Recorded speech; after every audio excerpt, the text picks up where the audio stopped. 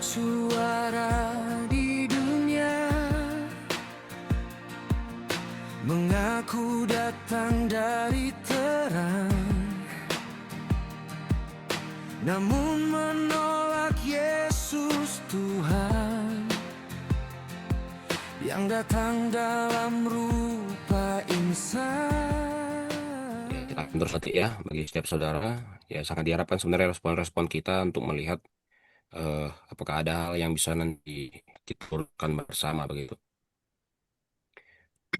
Nah, di bagian terakhir ini, mari kita datang sebagai abdi-abdi Kristus yang rindu hidup di dalam kasih, tetapi juga rindu menjaga kemurnian Injil.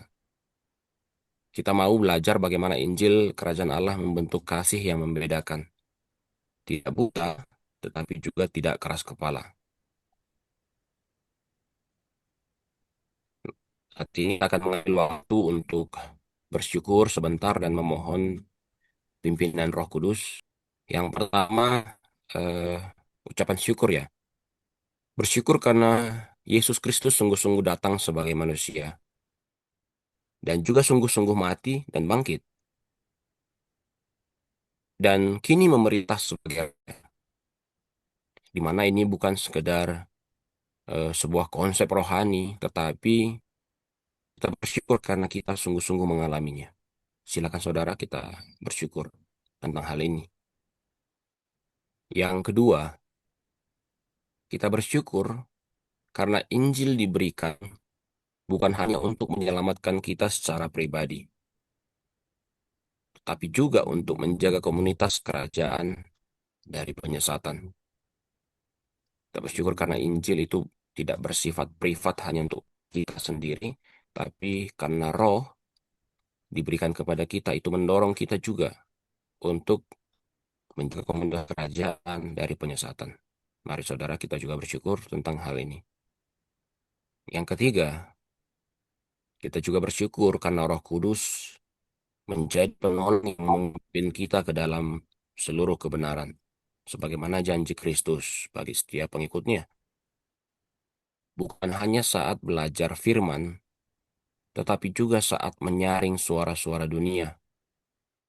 Injil menjadi tolak ukur yang jelas, sehingga kita bisa membedakan yang merupakan kebenaran dan juga ajaran lain yang menyimpang. Mari bersyukur atas pimpinan Roh Kudus dalam hidup kita.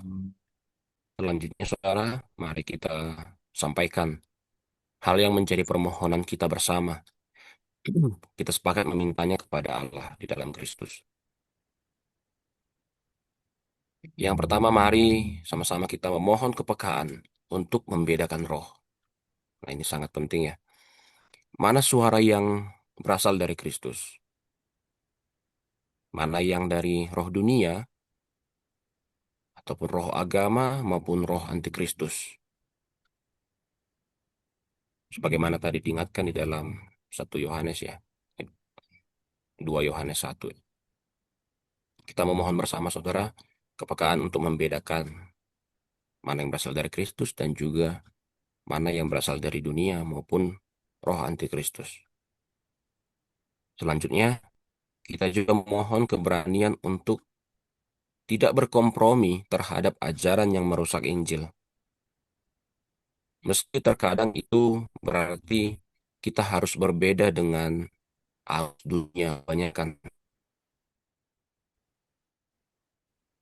Ya, ini perlu keberanian untuk terus berjalan lurus ya, tidak menyimpang ke kiri ke kanan, tidak mau kompromi sedikit pun terhadap ajaran-ajaran yang berbeda dari Injil. Meskipun itu terkadang membuat kita terlihat berbeda sendiri dibanding dengan dunia di sekitar kita. Mari saudara kita memohonkan keberanian dari Roh Allah. Dan yang terakhir, kita memohonkan juga supaya diberikan hati yang lembut untuk menolong orang yang tersesat. Kita melakukannya dengan penuh belas kasihan, bukan dengan kebencian atau justru kesombongan rohani. Ya, mari saudara, ketika ada yang mau datang kepada Kristus, kita menolong dengan belas kasihan. bukan dengan kesombongan seolah kita lebih tahu dari mereka. Kita memohonkan hati yang lembut untuk menolong yang tersesat. Kami bersyukur ya Allah karena kepada kami diberikan atau dikaruniakan Injil yang menjadi landasan bagi kami untuk membedakan seluruh rupa-rupa pengajaran yang terus berkembang, yang sudah memang dinyatakan dalam kitab suci. Kami melihat banyak ajaran itu berusaha untuk menyerongkan kerajaan Allah, untuk membelokkan Injil daripada yang semestinya. Tetapi saat ini kami memohonkan supaya Allah yang membuka terus mata kami dan pendengaran kami sehingga dapat membedakan setiap pengajaran itu. Kami memohonkan juga supaya kami tidak hanya mengerti Injil, tapi juga menjaga kemurnian Injil itu di dalam kasih. Tunjukkan juga kepada kami di mana kami perlu untuk diteguhkan.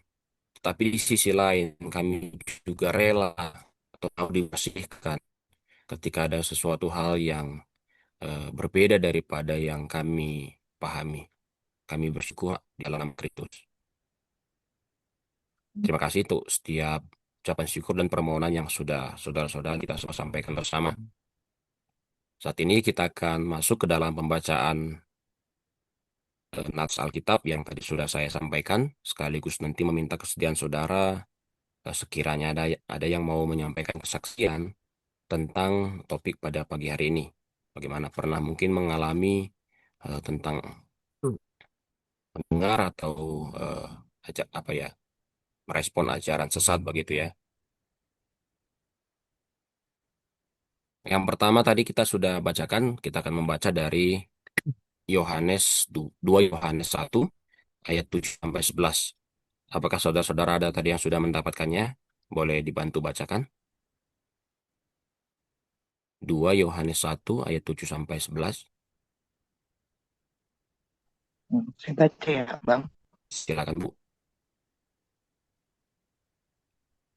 2 Yohanes 1 ayat 7 sampai 11 ya. Iya benar sekali Bu. Oke. Sebab banyak penyesat telah muncul dan pergi ke seluruh dunia yang tidak mengaku bahwa Yesus Kristus telah datang sebagai manusia. Itu adalah penyesat dan antikristus. Waspadalah, supaya kamu jangan kehilangan apa yang telah kami kerjakan itu. Tetapi supaya kamu mendapat upahmu sepenuhnya. Setiap orang yang tidak tinggal di dalam ajaran Kristus, tetapi yang melangkah keluar dari situ, tidak memiliki Allah. Barang siapa tinggal di dalam ajaran itu, ia memiliki bapa maupun anak. Jikalau seorang datang kepadamu dan ia tidak membawa ajaran ini, janganlah kamu menerima dia di dalam rumahmu, dan janganlah memberi salam kepadanya. Sebab barang siapa memberi salam kepadanya, ia mendapat bagian dalam perbuatannya yang jahat. Ya, makasih Bu Itu, Bang. Sondang sudah dibacakan. Nah, kita lihat sebentar ringkasan dari Alkitab barusan. Di sini Yohanes menulis kepada ibu yang terpilih dan anak-anaknya. Ya, tadi ada dituliskan di sana ya. Entah seorang pribadi ataupun keluarga ataupun jemaat. Nah, di sana mungkin tidak begitu jelas disebutkan. Ia mengingatkan bahwa banyak penyesat sudah muncul di dunia. Apa ciri-cirinya? Yang pertama, mereka tidak mengaku Yesus Kristus datang sebagai manusia. Itu ya tadi disebutkan ya, eh, petunjuknya ya. Bagaimana mereka tidak mengaku Yesus Kristus datang sebagai manusia. Dan Yohanes juga di sana menyebutkan bahwa mereka itulah yang disebut sebagai penyesat dan antikristus. Ia menasihati jemaat supaya berjaga-jaga supaya mereka tidak kehilangan apa yang telah dikerjakan, tetapi supaya kamu mendapat upahmu sepenuhnya. Itu tadi bahasanya ya. Supaya kamu jangan kehilangan apa yang telah kami kerjakan, tetapi supaya kamu mendapatkan upahmu sepenuhnya. Ia juga menasihati setiap orang yang tidak tinggal di dalam ajaran Kristus, tetapi yang melangkah keluar dari situ tidak memiliki Allah. Lalu ada peringatan keras yang disampaikan. Jika ada orang dan ajaran yang tidak membawa ajaran Kristus yang benar, jangan menerima dia di dalam rumah, dan jangan memberi salam yang berarti ikut menyetujui pelayanannya. Kemudian ada peringatan juga disampaikan di sana. Siap nyambut berarti turut mengambil bagian di dalam perbuatannya yang jahat. Nah, ini ringkasan dari pembacaan 2 Yohanes tadi. Kita lanjut kepada pembacaan dari Yudas 1 ayat 1 sampai 4, kemudian ayat 20 sampai 23. Ada saudara-saudara yang bisa membacakannya? Yudas 1 ayat 1 sampai 4, Sampai baca bang. kemudian ayat gimana Kak? Yudas 1 ayat 1 sampai 4 Elizabeth baca. Ya, kemudian nanti sambung ayat 20 sampai 23 ya, Kak. Iya bang. Oke, silakan. Yudas, Yudas 1 ayat 1 sampai 4. Salam dari Yudas hamba Yesus Kristus dan saudara Yakobus kepada mereka yang terpanggil, yang dikasihi dalam Allah Bapa dan yang dipelihara untuk Yesus Kristus. Rahmat, damai sejahtera dan kasih kiranya melimpahi kamu. Hukuman atas guru-guru palsu. Saudara-saudaraku yang kekasih, sementara aku bersungguh-sungguh berusaha menulis kepada kamu tentang keselamatan kita bersama. Aku merasa terdorong untuk menulis ini kepada kamu dan menasihati kamu supaya kamu tetap berjuang untuk mempertahankan iman yang telah disampaikan kepada orang-orang kudus. Ternyata ada orang tertentu yang telah masuk menyusup di tengah-tengah kamu, yaitu orang-orang yang telah lama ditentukan untuk dihukum. Mereka adalah orang-orang yang fasik, yang menyalahgunakan kasih karunia Allah kita untuk melampiaskan hawa nafsu mereka, dan yang menyangkal satu-satunya penguasa dan Tuhan kita, Yesus Kristus. Lanjut 20 ya Bang. Ya, benar Kak, 20 sampai 23. 20 sampai 23. Akan tetapi kamu, saudara-saudara yang terkasih, bangunlah dirimu sendiri di atas dasar imanmu yang paling suci dan berdoalah dalam Roh Kudus. Peliharalah dirimu demikian dalam kasih Allah, sambil menantikan rahmat Tuhan kita Yesus Kristus untuk hidup yang kekal. Tunjukkanlah belas kasihan kepada mereka yang ragu-ragu. Selamatkanlah mereka dengan jalan merampas mereka dari api. Tetapi tunjukkanlah belas kasihan yang disertai ketakutan kepada orang-orang lain juga. Dan bencilah pakaian mereka yang dicemarkan oleh keinginan-keinginan dosa. Demikian Bang. Terima kasih Kak Sabet. Kita melihat saudara ringkasan singkatnya ya daripada Yudas ini. Yudas menulis kepada orang-orang yang disebutkan di sana dipanggil, dikasihi Allah Bapa, dan dipelihara untuk Yesus Kristus. Ia semula ingin menulis tentang keselamatan yang sama-sama mereka miliki, tetapi ia merasa perlu untuk menasihati supaya mereka tetap berjuang untuk iman yang telah sekali untuk selama-lamanya disampaikan kepada orang-orang kudus. Alasannya, ada orang-orang tertentu yang menyusup masuk secara diam-diam,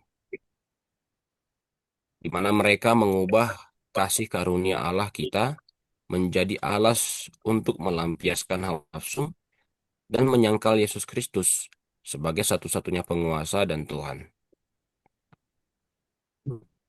Di ayat 20 sampai 23, Yudas memberikan arahan yang praktis.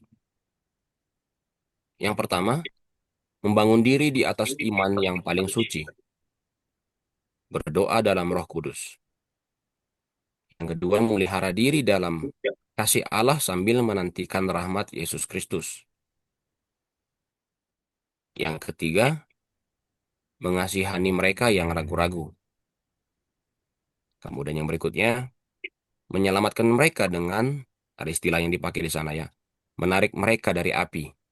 Nanti kita akan lihat lebih jelas. Kemudian yang terakhir, terhadap yang lain, menunjukkan belas kasihan dengan takut sambil membenci baju yang dicemari dosa. Ya, ini ringkasan singkat dari pembacaan Yudas tadi. Nah, dari sini kita bisa melihat beberapa hal yang menjadi inti dari berita Injil. Yang pertama itu,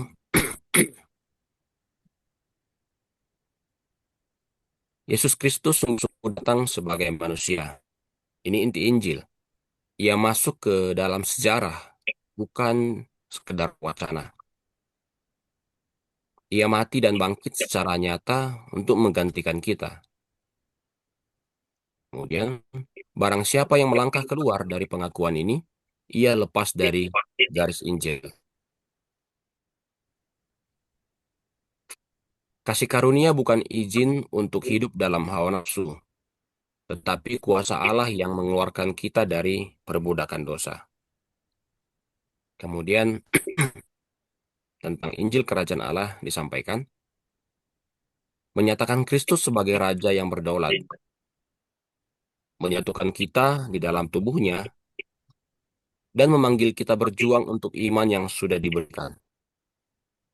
Bukan menciptakan Injil versi kita sendiri. Jadi, Injil memanggil kita untuk mengasihi semua orang, tetapi sekaligus tidak menguatkan atau mendukung ajaran yang memutarbalikkan Kristus dan kasih karunia-Nya. Nah, itu tadi beberapa inti dari berita Injil yang sudah disampaikan. Nanti akan lebih jelas ketika di dalam diskusi ya yang kita dengarkan bersama-sama. Nah, saat ini diberikan waktu bagi setiap saudara kalau ada yang mau menyampaikan kesaksian singkat tentang sehubungan dengan yang sudah kita sampaikan tadi. Mungkin kalau perlu ada beberapa pertanyaan penolong yang bisa saya sampaikan.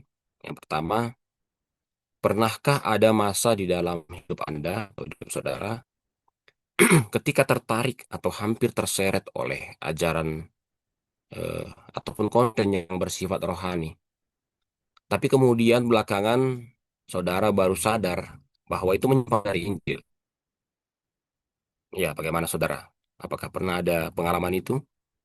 Di awal saudara tidak menyadari eh, sebuah ajaran atau suatu ajaran ataupun konten eh, itu ternyata adalah ajaran yang menyimpang dari Injil. Sehingga ya didengarkan aja begitu ya, diterima juga gitu. Tapi kemudian belakangan saudara baru sadar, mungkin setelah mengkonfirmasi atau ketika disampaikan ajaran ada hal baru terbuka sehingga menyadari itu. Nah, bagaimana saudara? Apakah ada pengalaman yang dialami?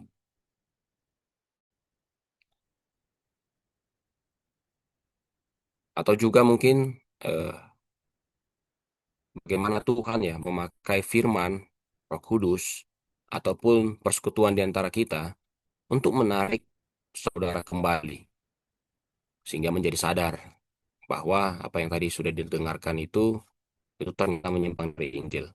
Ya boleh saudara ya, kalau ada yang mau bersaksi satu atau dua orang, Salam Bang Putra. silakan Kak Sabet. Ya, Sabet kan setelah menerima Injil, mengalami Injil, nggak pernah mau lagi membuka hati atau mencoba-coba untuk masuk organisasi lain, ataupun mau mencoba-coba masuk ke konten, lihat konten-konten rohani orang gitu ya Bang, karena langsung menutup diri untuk hal-hal itu. Takut tercemar satu. Dan kedua, memang tidak ada yang lain lagi yang benar-benar murni selain Injil. Dan sabet itu bisa dikategorikan jadi kayak apa ya Bang? Hanya percaya kepada saudara-saudara gitu. Nah, dan tidak mau gitu kalau misalkan ada orang luar yang menasihati tentang Kristus seperti kemarin ya Bang ya. Sabet ada bertemu orang Konghucu. Sabet nggak gerak Bang. Jadi ada penumpang. Kan dia orang Konghucu. Dia bilang sama Sabet, sekarang saya setiap bertemu orang Kak, saya akan cerita tentang Yesus, Yesus, Yesus. Karena saya bertemu Yesus waktu di kamar, dia bilang.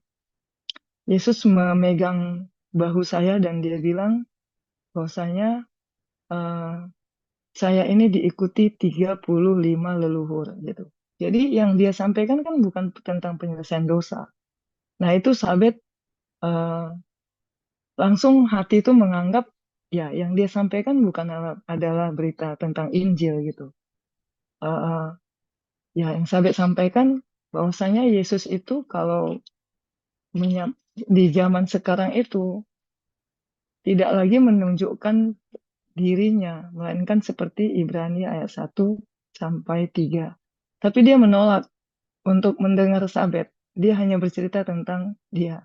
Jadi Sabet langsung melihat hal itu bahwasanya ya dia menolak untuk berita kebenaran. Nah itu Sabet udah tidak lagi terganggu akan seperti hati untuk berusaha menyampaikan supaya dia langsung harus menerima ketika itu juga. Nah gitu. Jadi Sabet juga merdeka akan hal-hal dari hati untuk tidak membenci atau tidak dongkol ketika dia tidak mau mendengar berita yang Musabe sampaikan.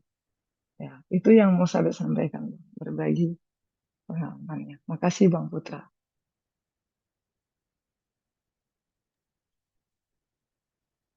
Terima kasih Kak Sabet untuk kesaksiannya ya. Ya, jadi eh, mungkin Pak One mau tanggapi atau kita dengar dulu. Tidak, Bang Putra, silakan lanjut. Apakah suara saya jelas, saudara-saudara, atau hilang timbul? Jelas, jelas. Jelas ya.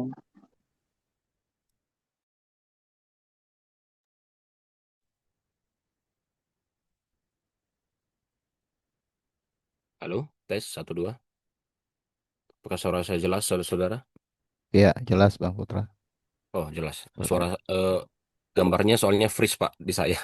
Oh, oke, oke, jaringan oke. Ya, makasih untuk Kak Sabet tadi ya yang sudah menyampaikan itu sangat meneguhkan kita juga. Dan ketika memang orang tidak mau mendengar kebenaran yang kita sampaikan. Saudara yang lain, apakah ada masih yang mau menyampaikan kesaksiannya sehubungan dengan ini? Boleh satu orang lagi. Kesaksian seputar apakah pernah saudara misalnya hampir terseret suatu ajaran, tapi kemudian saudara menyadarinya karena ada yang mengingatkan atau mungkin terkonfirmasi dari ajaran yang disampaikan. Ajaran Injil maksudnya. Ada saudara-saudara yang mau bersaksi?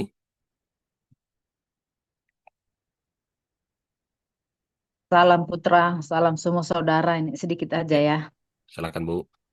Eh, ya, saya memang mau mendengar-dengar begitu dan eh, apa ya, membaca di Facebook, entah mendengar di YouTube gitu, ajaran-ajaran lain begitu yang mirip-mirip. Tetapi memang karena kita sudah tidak kurang lagi apa yang sudah kita dapatkan, jadi sehingga kita melihat itu memang sedikit aja ada sesuatu yang tidak benar, sesuatu yang tidak lengkap begitu.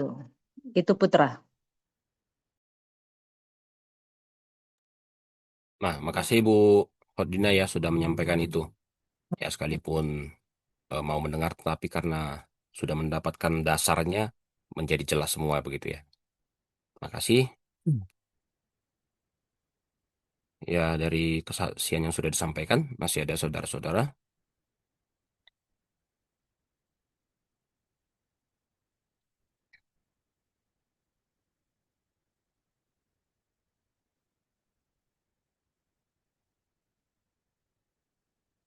Ya, Dari saya, Dari Bu Titis masih ada, Bang, silakan Bu. ini kan saya sedang dalam reuni keluarga, Kak, adik-adik, dan tadi malam siapa yang mau memberi kesaksian seperti itu ya. Pertama, kedua memberikan kesaksian. Setelah itu baru boleh saya bersaksi. Itulah sukacita saya memberitakan Injil Kerajaan Allah itu. Saya sudah mengalaminya, maka saya menerima kasih yang dari Allah. Gitu.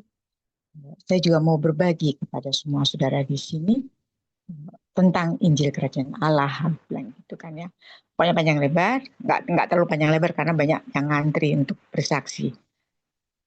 Kemudian saya sudah sampaikan itu, saya juga bersyukur tersampaikan,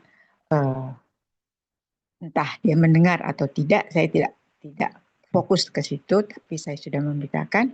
Lalu saya juga banyak lagi yang bersaksi tentang dunia inilah, tentang diri sendiri.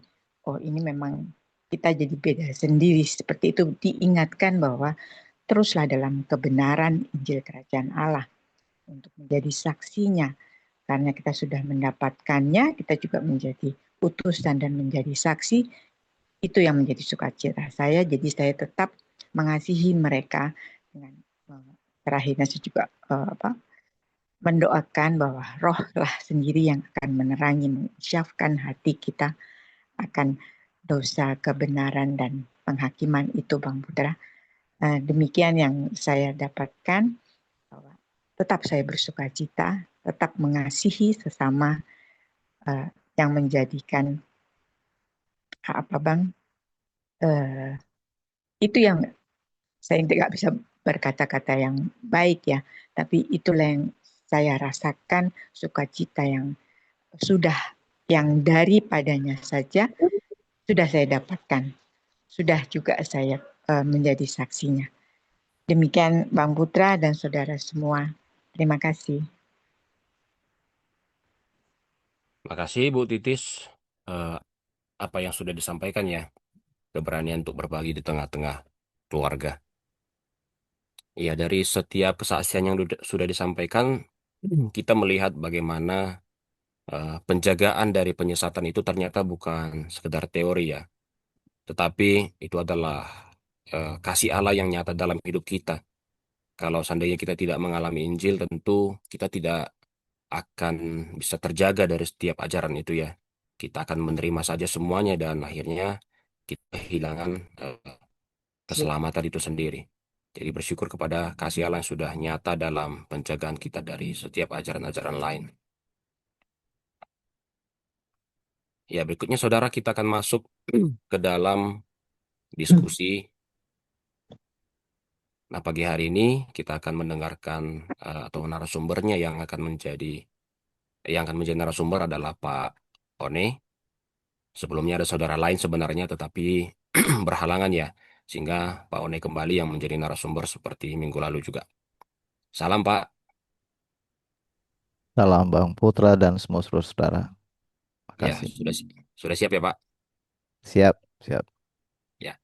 Jadi kita akan melihat dari percakapan ini beberapa tujuan yang akan kita pelajari bersama. Yang pertama, melihat bagaimana penyesatan bisa menyelinap masuk. Jadi penting ternyata bagi kita untuk melihat bagaimana caranya ya penyesatan itu masuk ya. Itu secara halus tentunya sehingga mungkin terkadang kita sulit untuk melihatnya. Nah, nanti kita akan lihat. Kemudian yang kedua, bagaimana membedakan antara mengasihi orang dan menolak ajarannya. Di satu sisi, kita diajarkan untuk mengasihi semua orang, tapi ketika ada yang bertentangan dengan ajaran Injil, kita tahu bagaimana menolak ajarannya. Yang ketiga, menemukan langkah praktis untuk menjaga komunitas daripada ragi penyesatan.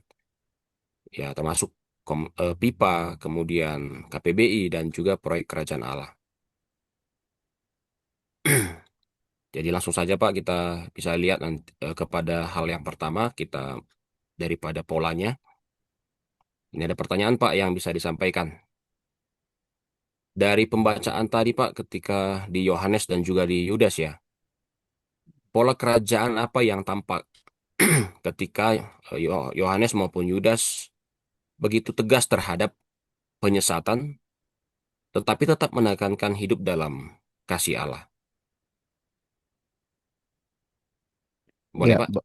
baik. Makasih Bang Putra dan saudara-saudara. Ya, ya seperti diinformasikan di awal tadi ya, topik hari ini menjadi topik terakhir dari pembahasan tentang tema konflik.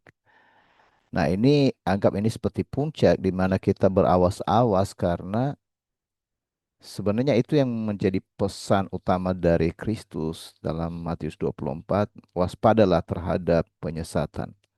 Nah, dalam kerajaan Allah, kasih dan kebenaran itu bukan dua kubu.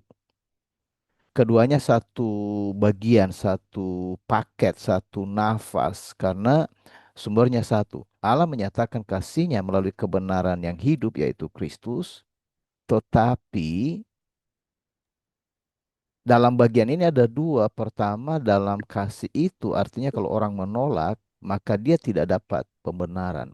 Itu sebabnya Yohanes bisa menulis tentang kasih dan perintah dalam satu rangkaian. Dan Yudas bisa memanggil jemaat kekasih sambil memerintahkan mereka berjuang mempertahankan iman. Nah, pola kerajaan yang kita lihat adalah kasih selalu menjaga orang, tetapi kebenaran itu seperti menjaga pintu iman. Karena kasih melindungi domba-dombanya milik Kristus, kebenaran menutup akses dari masuknya serigala. Nah, dalam pola dunia, kasih seringkali dipakai untuk membiarkan apa saja. Tetapi dalam kerajaan Allah, kasih justru berani berkata, ini bukan Injil. Ini bukan karena benci, Bang Putra. Melainkan karena ingin menyelamatkan setiap orang yang sudah dibawa kepada Kristus. Begitu, Bang Putra.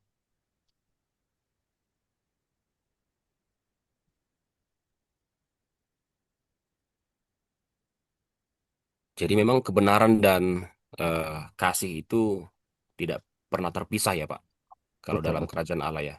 Yap. Nah, kalau dilihat lebih jauh Pak, apa bahaya yang muncul kalau kita lebih menekankan kasih tanpa kebenaran? Atau sebaliknya, misalnya lebih menekankan kebenaran tanpa kasih. Apa kecenderungan yang muncul di sana Pak yang perlu menjadi awasan bagi kita? Iya, kalau misalnya menekankan salah satu, itu seolah-olah begini, kita akan menolak atau kita menerima kedatangan Kristus yang pertama, tapi kita menolak kedatangan Kristus yang kedua, atau sebaliknya. Jadi kerajaan Allah tidak memisahkan kasih dan kebenaran karena tanpa kebenaran, kasih menjadi kabur. Jadi kalau orang berbicara tentang kebenaran-kebenaran dan memisahkannya dengan kasih, ini tidak ada hubungan. Maka yang terjadi adalah kita akan mencoba menunjukkan kasih tanpa arah atau kita menyatakan kebenaran tanpa kasih. Akhirnya hanya rasa iba misalnya. Karena yang ya membiarkan berjalan menuju kebinasaan tanpa memperhatikan bahwa ada awasan. Jadi tanpa kasih kebenaran menjadi kasar. Akhirnya benar-benar secara ya maksudnya akhirnya secara mulut itu benar tetapi gagal memulihkan hati karena dari sana sumbernya dan menuntun orang kembali kepada Kristus. Nah, ini yang perlu diperhatikan dalam semua hubungan sebenarnya. Misalnya kita di dalam komunitas seringkali itu yang berbahaya sekali karena mulut kita benar tapi kita nggak bisa menjangkau hati orang. Nah, sebaliknya bahaya jika menekankan kasih tanpa kebenaran, maka komunitas kelihatan ramah tetapi kehilangan Kristus yang sejati. Nah, akhirnya semua damai, tapi Injil itu tidak menjadi nyata gitu. Injil itu pelan-pelan dihabiskan. Jadi bahaya jika menekankan kebenaran tanpa kasih, kita menjadi seolah-olah tepat namun berubah menjadi hakim. Akhirnya orang Ya orang-orang bisa menjauh bukan karena menolak Injil, melainkan karena terluka oleh cara kita. Nah, dalam Alkitab Yesus menegur tajam kemunafikan misalnya kalau dibaca di Matius 23 ya Bang Putra. Tapi ia juga menangisi Yerusalem, tegas terhadap dosa dan lembut terhadap orang yang sesat. Nah, sekarang dalam gereja-gereja demi rukun pengajaran dibiarkan bercampur. Akhirnya damai palsu yang ada. Semua aman di permukaan tetapi iman rusak dari dalam. Kalau dalam dunia sudah jelas slogan dunia itu adalah love is love atau ya kasih adalah kasih. Seringkali berarti tak ada kebenaran yang boleh mengoreksi. Padahal kerajaan Allah justru memulihkan kasih lewat terang kebenaran itu karena kebenaran itu sendiri kasih. Kristus adalah kebenaran. Kristus adalah kasih Allah. Nah, jadi begini, ketegasan Yohanes dan Yudas bukan lawan dari kasih. Itu bentuk kasih yang menjaga Injil tetap murni supaya manusia benar-benar bertemu Kristus yang hidup, Bang Putra. Demikian. Ya, saya lihat ini memang sangat penting ya, Pak. Eh, Terutama ini kan saya pikir menjadi sebuah sebuah latihan ya bagi kita semua saudara juga karena tadi antara kasih dan kebenaran itu ya terkadang menjadi kecenderungannya salah satu ya Pak. Kadang Ya. terlalu kasih sekali sehingga memang mengabaikan aspek kebenaran yang harus disampaikan begitu. Nah, jadi bagaimana sebenarnya ini bisa menjadi latihannya bagi kita Pak ya? Eh, atau bagaimana tanda mungkin yang bisa kita lihat ketika hal itu sudah berjalan benar, baik antara kebenaran maupun kasih. Bisa nggak di dipertajam di situ, Pak? Di mana nih latihannya bagi kita, mungkin saudara-saudara semua juga gitu ya. Ya, barangkali di sana yang dipentingkan itu adalah ketika kita menerima kebenaran, jangan kebenaran itu kita gunakan untuk membenarkan diri dan menyalahkan orang, Bang Putra. Iya, Itu iya. itu harus dijaga sekali supaya kita menerima kebenaran itu murni kan, bukan karena kita lagi dalam tekanan terpaksa menerima kebenaran. Seringkali begitu kan. Ada orang bermasalah, karena masalahnya itu dia terima kebenaran. Akhirnya apa? Dia menghukum kesalahan yang dia lihat. Sedangkan Kristus itu kan ketika datang karena memang dia dari kebenaran, kesalahan itu dinyatakan tapi bukan menghukum orangnya, Bang Putra. Jadi kadang di sini miripnya kita seperti mau mengoreksi semua dan kita berada pada posisi yang benar. Akhirnya membenarkan diri, bukan menyatakan kebenaran. Itu berbeda. Iya, iya. Iya. Eh, Mungkin segitu dulu. Nanti mungkin ada dikembangkan pertanyaan. Iya, jadi berbeda antara membenarkan diri dengan menyampaikan kebenarannya, Pak. Iya itu sangat tipis, tapi itu berbeda, sangat-sangat berbeda gitu. Iya, Nah, jadi bukan kebenaran diri, melainkan kebenaran dari Allah. Nah, itu ya, yang menjadi garis besar atau penekanannya di sana. Makasih yes. Pak untuk yang sudah disampaikan. Nah, kemudian kita lanjut di dalam 2 Yohanes dan Yudas tadi. Nah, kalau kita melihat lebih jauh bagaimana eh, kita lihat cara ataupun strategi Roh Kudus dalam menjaga jemaat di tengah penetrasi ajaran lain. Dan ya hari ini tentu tadi sebagaimana kesaksian dari saudara-saudara, ada misalnya yang melihat di dalam YouTube, di TikTok, itu ada banyak sekali ajaran yang berkembang. Nah, bagaimana aplikasinya juga bagi kita hari ini, Pak? Eh, Tentang Roh Kudus yang ya sebenarnya bukan kita yang menjaga diri ya, Pak, tapi Hmm. Roh Kudus yang menjaga. Nah, bagaimana itu, Pak? Iya, mungkin di sini soal penggembalaan sedikit saya singgung ya. Jadi banyak orang yang tidak memahami penggembalaan dalam Alkitab itu menurut kerajaan Allah. Penggembalaan dalam kerajaan Allah itu gembalanya adalah Kristus dan dia menggembalakan umatnya melalui ajaran. Nah, jadi sebenarnya orang-orang yang dipercayakannya untuk menggembalakan itu bukan seperti gembala dan mengambil posisi sebagai seorang saya ini adalah gembala. Kita ini adalah orang yang diberi kepercayaan ajarannya Kristus agar kita teruskan ajaran itu. Itulah yang menggembalakan umat. Jadi yang menggembalakan umat itu bukan kita tapi ajarannya Kristus yang kita sampaikan. Nah, di sini strategi Roh Kudus tidak selalu lembut dalam artinya itu halus dan menenangkan. Jadi maksudnya tidak, oh iya, supaya nyaman-nyaman. Roh Kudus itu penghibur, atau sebenarnya bahasa lain itu penolong. Tetapi juga kebenaran, roh kebenaran itu makanya di Yohanes pasal 16 itu jelas dikatakan di sana. Penghibur itu yaitu penolong atau roh kebenaran. Karena roh kebenaran itu yang harus ditegaskan bahwa dia datang untuk menyatakan kebenaran. Memimpin kita dalam seluruh kebenaran. Karena itu strateginya kadang menenangkan orang yang remuk namun kadang menampan rasa aman palsu. Yang membuat jemaat atau komunitas itu menjadi tertidur. Jadi dalam 2 Yohanes, Roh menjaga jemaat dengan cara mengikat mereka pada dua hal.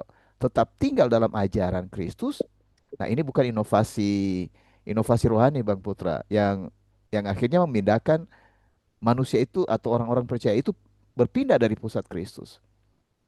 Nah, kenapa kita buat ajaran di APAT bukan hanya amanat agung gitu kan? Dasar yang agung, ajaran yang agung, perintah agung, amanat agung, tujuan agung. Kelima itu sebenarnya untuk menunjukkan keutuhan bagaimana tinggal di dalam ajaran Kristus. Nah, yang kedua, di sini ikatan itu ya. Jadi yang pertama tadi tetap tinggal dalam ajaran Kristus, yang kedua berjalan dalam kasih yang taat. Nah, itu kesetiaan, kasih yang punya arah, bukan kasih yang punya yang tak punya batas gitu. Batas ini maksudnya karena jangan menyimpang ke kiri dan ke kanan. Kasihnya itu dimulai dalam Kristus, berjalan terus sampai akhir untuk memuliakan Kristus. Nah, kalau itu dalam 2 Yohanes, kalau di dalam Yudas, strategi roh tampak seperti pagar hidup, pagar hidup di sekitar jemaat. Jadi, roh mengingatkan bahwa penyesatan itu nyata, bisa masuk lewat kata-kata rohani dan bisa memindahkan hati orang dari Kristus. Wah, itu sangat bahaya. Nah, roh mendorong jemaat untuk tidak pasif. Nah, di sini teman-teman perhatikan baik-baik. Jadi jangan duduk dan berkata, aku udah ikut kursus, sudah kemudian aku jadi pendengar yang baik. Kalau Anda tidak aktif, itu menunjukkan bahwa Anda itu tidak memiliki roh Allah. Karena roh Allah itu aktif. Yang membuat kita ini bergairah kan karena roh Allah, Bang Putra. Bukan karena kita ikut pelatihan. Jadi berjuang mempertahankan iman, bukan bernegosiasi dengan kebohongan. Nah, kira-kira begitu, Bang Putra. Ya, makasih Pak. Jadi tadi dari 2 Yohanes disebutkan ya, tetap tinggal dalam ajaran Kristus dan juga berjalan dalam kasih yang taat. Dan di Yudas tadi yang menarik Pak, ternyata penyesatan itu memang nyata ya Pak. Nah tadi dari kesaksian yang disampaikan oleh 3 orang saudara, eh, ya bersyukur ya karena langsung sadar ya ketika itu disampaikan, langsung sadar bahwa itu salah sehingga langsung menutup telinga terhadap ajaran sesat atau ajaran lain yang menyimpang itu. Nah, tetapi memang tidak bisa kita menjadi eh, abai ya Pak. Ternyata penyesalan itu tetap ada sebagaimana yang disampaikan Yudas. Begitu ya Pak. Atau memang sudahlah yang penting udah terima Injil amannya itu. Seperti kesaksian saudara tadi kan bisa kok, ternyata bisa begitu. Atau masih perlu hati-hati nih Pak. Iya, di sini sebenarnya yang harus diperhatikan sekali karena kadang sikap yang tidak terang terhadap ajaran Injil ini menciptakan orang-orang fanatik, Bang Putra. Saya terus terang saja karena yang saya awasi di sini ketika kita mendapatkan ajaran yang benar, bisa jadi ada teman-teman yang jatuh di dalam perasaan menjadi orang yang paling benar gitu. Itu berbahaya karena maksudnya ya kita memang harus aktif, kita harus berjuang keras, kita memang harus berjaga-jaga. Nah, yang dilatih itu kata-kata yang menyatakan bagaimana sikap kita berjaga-jaga itu. Jadi seringkali kalau kesaksian kita itu ya ini kan kita terkontaminasi dengan dalam tanda petik orang-orang Kristen Bang Putra yang dalam gereja-gereja ketika mereka bersaksi seringkali menonjolkan diri, citra diri itu sangat sangat ya itu sangat kental ya. Meskipun kita sudah menjelaskan kepada teman-teman kita semua bahwa citra Kristus bukan citra diri, tapi dalam kenyataannya dalam bahasa seringkali yang muncul citra diri. Nah, itu sebabnya yang terus dijaga ini, mari menyatakan kebenaran, bukan membenarkan diri, bukan membenarkan kelompok kita atau berkata, kalau aku sih, aku tidak lagi gitu kan. Aku ini udah oke gitu kan. Itu sebenarnya citra diri, Bang Putra. Jadi di sini justru kita diawasi karena itu bisa bisa mengarahkan kepada penyesatan pikiran kan. Karena orang berpikir, oh iya iya iya, ini yang paling benar. Yang paling benar itu adalah seolah ada gereja baru, gereja proyek Bang Injil gitu kan.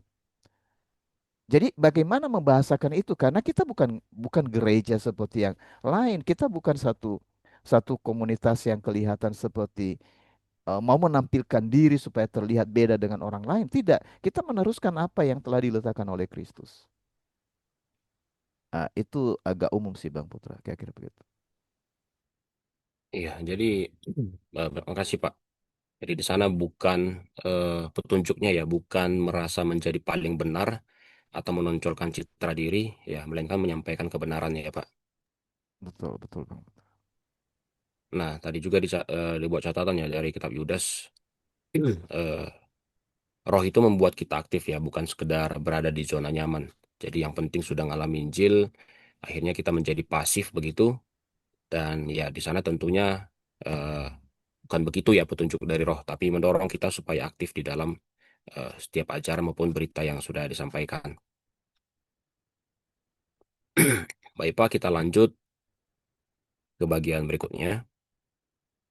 Nah, di bagian eh, metode, apa metode praktis yang disarankan Yudas dalam eh, Yudas 1 ayat 20 sampai 23 untuk menjaga diri dan menolong orang lain di tengah penyesatan? Silakan Ya. Pak. Oh, oke. Ya, Yudas itu kan Bang Putra tidak memberi metode yang seolah ini sekedar teknik debat. Ia memberi petunjuk, petunjuk yang hidup karena penyesatan itu bukan hanya menyerang pikiran, tetapi menggoyang yang paling dalam dalam hati. Itu kesetiaan, gitu. Kesetiaan kepada Injil itu. Jadi ada beberapa langkah yang praktis yang terkait di sana. Nah, misalnya begini, eh, bangunlah dirimu di atas iman yang paling suci. Tadi kan dua dibaca. Ini berarti fondasi kita itu bukan tren rohani, bukan toko, bukan suasana. Nah, tiga ini Bang Putra ini tren rohani, toko, suasana. Kadang kita tanpa sadar kita jatuh di sana. Tapi ini harus fondasi kita benar-benar Injil yang murni. Nah, Petrus ya akan menyatakan itu bahwa hendaklah kamu menginginkan air susu yang murni dan rohani. Jadi praktisnya adalah kembali berulang-ulang kepada inti. Nah, siapa Kristus? Apa karyanya? Apa panggilannya? Pertobatan seperti apa? Bagaimana hidup baru di dalam roh? Nah, kenapa di dalam kursus kita bangun bagian-bagian itu? Jadi kita membangun rumah rohani di atas Injil supaya saat angin ajaran datang, kita tidak akan rubuh. Nah, itu yang pertama, membangun diri. Yang kedua, jadi membangun diri di atas iman yang benar. Yang kedua, berdoa dalam Roh Kudus. Nah, bukan pola mekanis. Yang mekanis ini kan kadang seperti ini. Bukan kita nggak boleh berdoa ya. Misalnya berdoa makan. Ini sebenarnya sederhana saja, tapi karena kita udah terpola itu, ya akhirnya kita berdoa makan itu bukan sebenarnya berdoa dalam persekutuan di meja makan, tapi karena memang kita mau lakukan doa makan gitu. Bisa melihat itu ya Bang Putra. Jadi doa makan dengan berdoa karena dalam persekutuan di meja makan itu berbeda gitu kan. Jadi maksudnya bukan memproduksi kata-kata rohani atau melepaskan kata-kata rohani sekedar, melainkan hidup dalam ketergantungan pada roh. Jadi hati kita diarahkan, dituntun, ditelanjangi, dikoreksi, dikuatkan, dan seterusnya. Nah itu berdoa dalam roh itu sebenarnya. Nah yang berikut itu pelihara dirimu dalam kasih Allah. Nah ini bukan emosional, ini tinggal di wilayah kasih. Tinggallah dalam kasihku kata Yesus. Taat, rendah hati, mau dibentuk, tidak menyimpan dosa, tidak bermain-main, tidak berkompromi, dan seterusnya. Jadi udah berapa ya? Tadi membangun apa? Membangun diri di atas kasih, itu sama dengan Efesus juga, berdoa dalam roh, memelihara diri dalam kasih. Jadi kenapa pelihara diri? Jaga diri, jaga ajaran, jaga kawanan gitu kan. Yang keempat, menolong orang lain dengan pendekatan ini, Bang Putra. Itu di ayat 23 sampai 22 23. Nah, saya harus cantumkan ini di sana karena nah ada yang kan ada yang bimbang. Kalau ada yang bimbang, apa yang kita lakukan, Bang Putra? Perlakukan mereka dengan belas kasihan dan ajak mereka melihat terang Injil. Nah, di sana bukan kita mencekoki mereka dengan seperti, ah, kenapa kamu nggak ngerti ini? Kan kita udah belajar ini dan seterusnya. Nah, kemudian ada juga yang sudah dekat dengan api. Nah, ini berarti berbahaya. Selamatkan dengan menarik mereka keluar cepat, jelas, dan tegas. Berarti ini harus harus sampaikan, jangan diomongin dulu ke orang lain terlalu jauh gitu kan. Kalau itu sudah dapat, nah ini makanya kita harus berlatih kata-kata karena di dalam ketegasan itu gitu kan. Di dalam ke apa namanya, di dalam keadaan darurat itu gitu.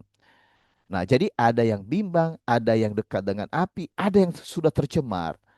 Nah, kalau sudah tercemar biasanya kan orang jadi aduh udahlah, malah mengundurkan diri, menarik diri dari komunitas. Jadi di sini diperlukan tetap ada belas kasihan, tapi dengan takut artinya kita menolong tanpa ikut menyerap racunnya. Kita menolong tanpa ikut terlibat di dalam kesalahannya gitu.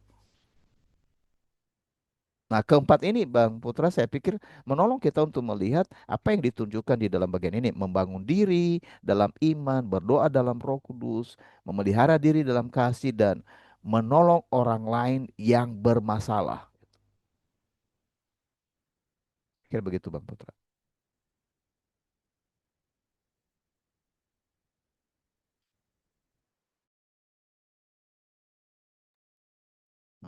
Halo Bang Putra. Ya, suara saya jelas, Pak. Oke, iya jelas. Ya, dari poin-poin yang disampaikan tadi, ternyata eh, tidak hanya berbicara bagaimana menjaga orang lain, tapi juga menjaga diri pertama-tama ya, Pak. Betul, betul. Ya, tadi membangun diri disampaikan, ya bagaimana mungkin bisa membangun atau menjaga orang lain, tapi kalau diri sendiri sebenarnya belum terjaga begitu ya. Nah, jadi tadi Iya. menarik yang disampaikan tentang menarik apa tadi ya, merampas mereka dari api. Hmm. Berarti orang yang sudah dekat dengan api, ya masih ada kesempatan ya, Pak. Masih Bang Putra. Masih ya. Ditarik aja, tapi jangan ikut terbakar, gitu. Ya, itu yang sulit ya, Pak. Terkadang jadinya ikut terbakar juga gitu.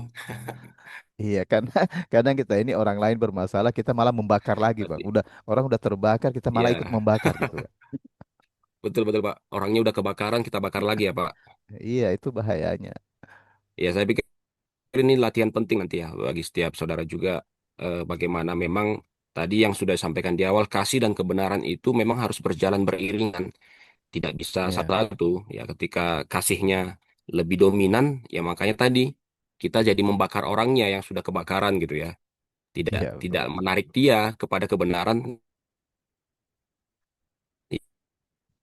yang sebenarnya itu ya, kebenaran itulah yang akan menyelamatkan dia juga gitu. Nah, Hmm. nanti saudara-saudara bisa memunculkan pertanyaan praktis sebenarnya dari poin itu ya. Mungkin ada pengalaman, mungkin seperti perlu konfirmasi, bisa disampaikan di dalam ruang chat, respon-responnya ataupun pertanyaannya seputar hal itu. Ya karena itu harusnya memang lebih lebih tajam sih kita bisa pelajari bersama, lebih kepada aplikasinya. Silakan Hmm. saudara-saudara ya menyampaikan di dalam ruang chat atau kalau mau menyampaikan langsung juga boleh. Nah, kita lanjut Pak untuk bagian berikutnya. Kalau kita melihat dari poin dasar Injil, mengapa penyangkalan bahwa Yesus datang sebagai manusia begitu serius? Ini di dalam 2 Yohanes 1 ayat 7 tadi. Sampai-sampai Yohanes menyebutnya sebagai penyesat dan antikristus. Nah, kalau Yesus datang sebagai manusia, sepertinya kan semua mengaku itu ya Pak. Hmm. Iya, Bang Putra dan saudara-saudara. Jadi, Misalnya hari inilah perayaan Natal, ya Yesus lahir sebagai seorang bayi. Nah, itu kan ya, iya putus-putus ya, Bang Putra. ya halo Pak, Ya, halo. Oke, oke. Ya, udah. Oke. putus-putus ya Pak. Iya, putus-putus. Jadi kadang, tapi saya bisa menangkapnya. Oke, baik. Ya sahabat. Oke, Boleh langsung langsung Pak? oke, baik. Ya, sebelum ke dasar sedikit tadi karena Saya seperti merasa ikut, ya, ikut apa namanya, yang soal-soal terbakar-terbakar tadi. Saya berikan seperti sedikit petunjuk dengan ini. Jadi teman-teman, hati-hati begini. Misalnya kita ini sama-sama bertemu, lalu ada orang lain berbicara. Waktu berbicara, sebenarnya dia lagi berbicara tentang curhatnya. Waktu orang lain curhat, kita ikut nyambung, malah kita lebih parah dari orang yang curhat. Kenapa? Karena itu tadi maksudnya membakar. Kita menyalakan sesuatu yang tidak perlu menyalakan gitu kan. Yang tidak perlu dinyalakan. Karena sebenarnya api itu, ya kemarin itu kan berbicara soal seperti berbicara soal api apa ya, api yang asing itu. Jadi ada pertanyaan tentang api yang asing itu sebenarnya menunjukkan jangan campurkan yang bukan dari kerajaan Allah dengan yang dunia ini. Jadi ketika ada masalah, jangan jangan ikut-ikut di sana lalu kita malah menonjolkan masalah itu, bukannya kita menunjukkan kebenaran Injil. Nah, ini memang agak berat sih. Soalnya eh ya itu pengaruh lingkungan, pengaruh kebiasaan dan seterusnya. Nah, jadi berbicara soal dasar tadi ya Bang Putra, mengapa penyangkalan bahwa Yesus sebagai manusia itu ditanggapi? Nah, ini memang konteksnya pada waktu itu. Nah, sekarang juga ada begitu karena penekanan di antara orang Kristen itu ramai sekali terhadap apakah Yesus itu Allah, apakah Yesus itu manusia. Kadang-kadang sekarang kebalikan. Jadi orang malah, jadi kalau di sana seperti ya mungkin hampir sama juga karena tidak menerima Yesus itu sebagai manusia. Sekarang orang menggeser bahwa Yesus itu bukan manusia tapi Yesus itu adalah Allah seperti itu. Nah, kalau Yesus tidak sungguh datang sebagai manusia. Nah, ini penekanan saya seperti tadi malam saya jelaskan antara menjelma dan menjadi manusia. Maka Injil itu sudah runtuh Bang Putra. Sudah runtuh dari awalnya, dari pusatnya. Jadi landasannya ini Injil bukan sekedar ajaran moral. Ajaran moral itu karena tiba-tiba ada muncul yang menjadi apa namanya Superman-nya. Injil adalah kabar bahwa firman Allah diberi tubuh, masuk dalam sejarah, menjadi manusia, memikul daging dan darah. Jadi maksudnya menanggung semua persoalan keadaan manusia. Dia menanggung dosa, mati dan bangkit. Supaya apa? Kita yang benar-benar manusia ini ditebus dan dipulihkan. Nah, kalau itu tidak terjadi maka wah itu sangat berbahaya gitu kan. Nah, itu dulu Bang Putra. Nah, apa sebenarnya yang hilang, Pak? Nah, kalau yang Bapak sampaikan tadi ya, apa sebenarnya yang hilang dari Injil kalau Yesus hanya misalnya dianggap sebagai tadi ya, misalnya guru rohani Hmm. atau tadi seperti Bapak bilang hanya dianggap sebagai Allah begitu, tanpa sungguh-sungguh menjadi manusia. Tadi Bapak sampaikan inti Injil akan runtuh. Nah, Hmm. sebenarnya di mana itu, Pak?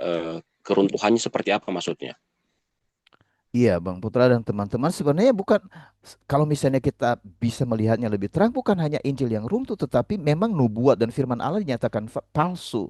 Karena itu kan sudah dinyatakan sebelumnya, bahkan menjadi anak perempuan, menjadi anak manusia dan seterusnya. Jadi, kalau kita ke inti Injilnya, makna salib itu hancur. Jadi mengapa ada penolakan terhadap kematian Kristus? Karena menganggapnya tidak betul-betul manusia. Mengapa orang berkata bahwa memilah seperti, oh apa itu yang mati di atas salib gitu kan?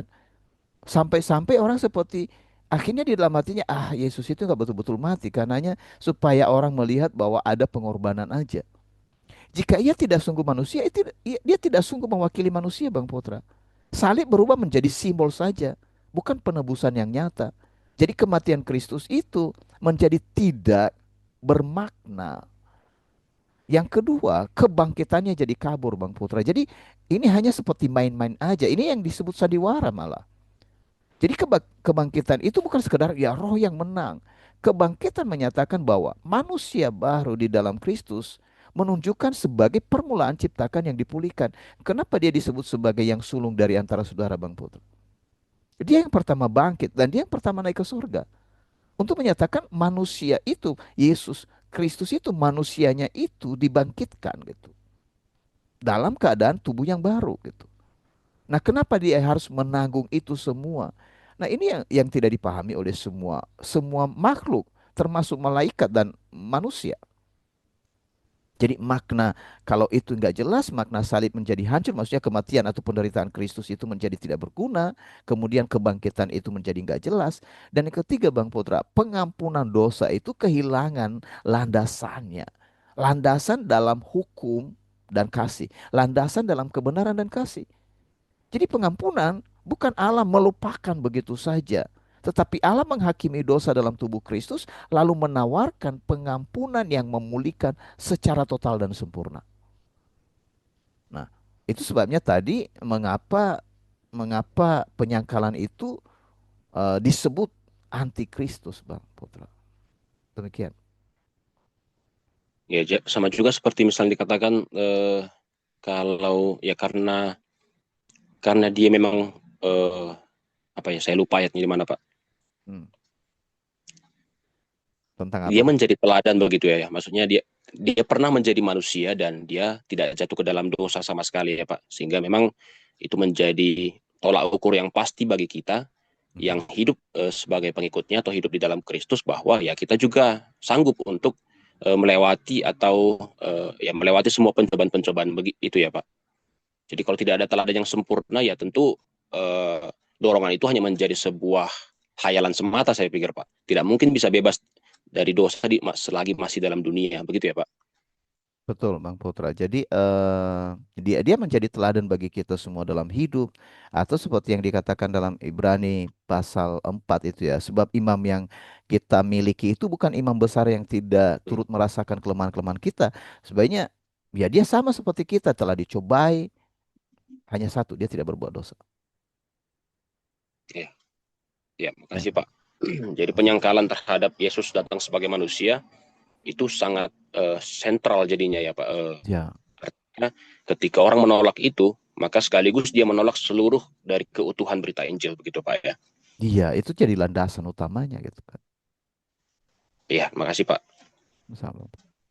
Nah, kemudian kita lanjut lagi Pak dari penjelasan yang lebih jauh tadi di dalam 2 Yohanes 1 ayat 10 sampai 11.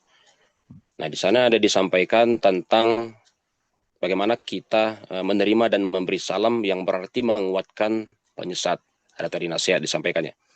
Nah, dalam konteks sekarang, seperti apa bentuk modern dari menerima dan memberi salam itu, Pak? Apakah misalnya dengan ya ini kan lagi demam share, like, dan follow atau subscribe begitu ya Pak. Sehingga tanpa sadar mungkin kita seperti mudah saja melakukannya. Iya, iya. Ternyata itu sudah mendukung. Nah, bagaimana? Apakah begitu Pak modelnya atau bagaimana? Iya, jadi sekarang kan kita nggak bertemu langsung banyak orang, misalnya setiap hari kita salaman dan kita menyapa dan seterusnya, tapi kita belum bangun dari tempat kita, dari tempat tidur kita, kita udah salam orang lain, Bang Putra. Ketik teks udah sampai kepada di mana-mana di seluruh bumi kalau bisa gitu kan.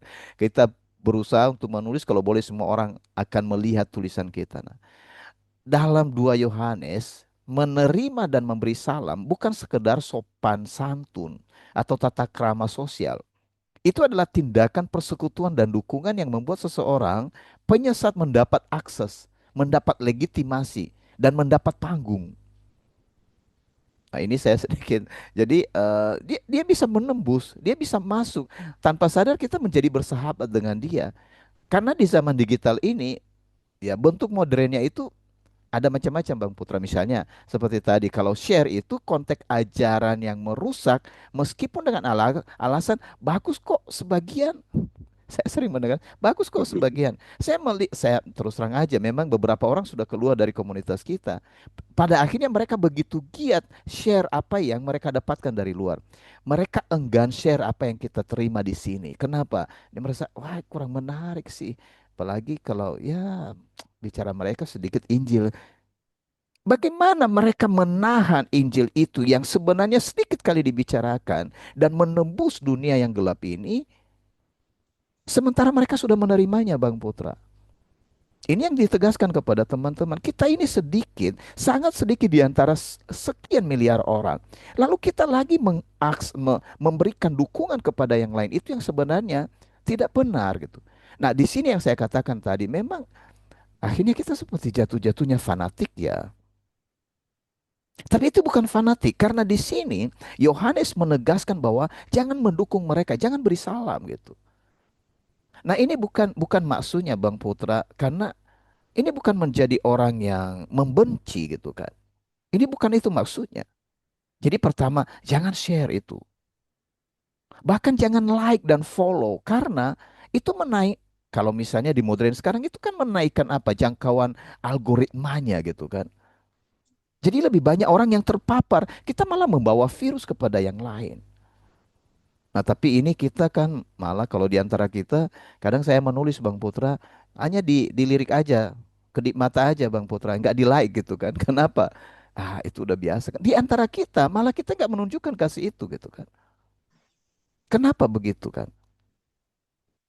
Kita kadang ini teladan kita ya instruktur, fasilitator. Ini bukan gelar loh, ini bukan jabatan. Nggak usah merasa seperti orang penting di sana karena itu. Mari kita menjadi orang biasa aja gitu kan. Loh, kenapa kita seperti mau menunjukkan kepada yang lain seolah-olah kita memberi perhatian, tapi perhatian kepada kebenaran kita nggak tunjukkan? Nah, ini apa maksudnya? Jadi maksudnya ya kenapa saya dorong teman-teman misalnya kalau live ya, karena saya masih yang live sekarang kan yang aktif saya dan orang muda lah kan sekali apa namanya seminggu gitu kan. Apa kita merasa seperti kita ada kubu di dalam lagi aku kalau ini yang live sih aku nggak begitu kan. Nanti kalau Pak One ya aku dukung di sana gitu kan. Atau kalau ini yang berbicara. Kenapa kita nggak melihat kita di dalam ini adalah orang yang penting dalam kerajaan Allah, bukan karena penting karena diri orang itu, tapi kebenaran itu loh Bang Putra. Ayo dong, mari share, like dan follow. Follow apa? Yang di antara kita bukan yang lain. Untuk apa itu? Makanya teman-teman kalau di antara kita jangan tulis juga yang nggak berguna gitu kan. Yang di-share sama kualitasnya dengan yang lain. Ini isinya juga Bang Putra. Jadi bukan hanya like dan share tetapi isi yang kita berikan itu, yang kita naikkan di panggung itu, jangan sesuatu yang kualitasnya sama dengan yang lain. Jadi ini mengundang ke panggung podcast live atau kelas. Jadi kenapa seperti dulu kan di telekonferensi Bang Angel, Bang Putra. Ini harap tahun depan ini kita akan hidupkan itu lagi. Mengundang narasumber dari luar itu kenapa jadi nggak lolos? Mengapa orang jadi? Saya tahu banyak orang yang seperti nggak mau menyapa. Saya aja orang-orang yang seperti yang kemarin-kemarin itu mereka nggak mau nyapa saya, Bang Putra. Siap, saya harus apa namanya? Harus saya dibuat menjadi orang yang ya diisolasi seperti itu. Kenapa demi kebenaran sih nggak apa-apa gitu kan? Tapi saya lakukan itu bukan karena fanatik terhadap sesuatu apa yang saya miliki, melainkan supaya Injil Kerajaan itu dinaikkan gitu. Nah, di sini sebenarnya pertarungan kita kepada penyesatan ini, Bang Putra. Nah, hati-hati. Kenapa saya berkata ketika saya jelas jelas dengan ajaran Injil, saya tidak pakai rujukan, Bang Putra. Saya tidak pakai buku manapun. Saya tidak sebut nama orang siapapun.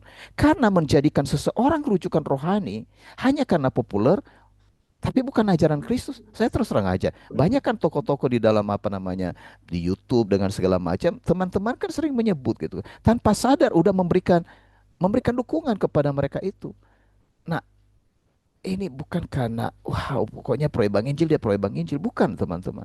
Supaya Injil Kerajaan Allah itu dinaikkan. Nah, sorry ini agak panjang Bang Putra. Kembali. Iya, makasih Pak. Jadi mungkin pertanyaan begini Pak. Kalau share, like, dan follow misalnya kita tidak lakukan, tapi sekedar nonton, boleh Pak? Kita nonton terus begitu Pak, boleh juga gitu ya? Atau bagaimana Pak? Aduh, gimana itu ya? Jadi kalau nonton, saya sih Karena nonton. menarik Pak, misalnya debat-debat itu kan ya agak menarik lah ya. Jadi kita nonton gitu. Tapi nggak menyampaikan respon sama sekali gitu Pak. Iya, nggak apa-apa lah, nggak usah tutup mata terhadap dunia ini gitu loh, Bang Putra.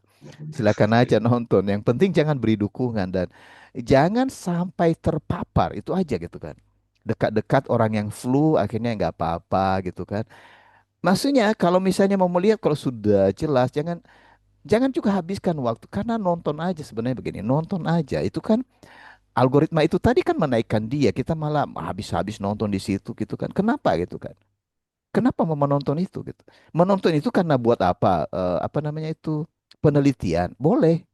Tapi ini karena asik gitu kan.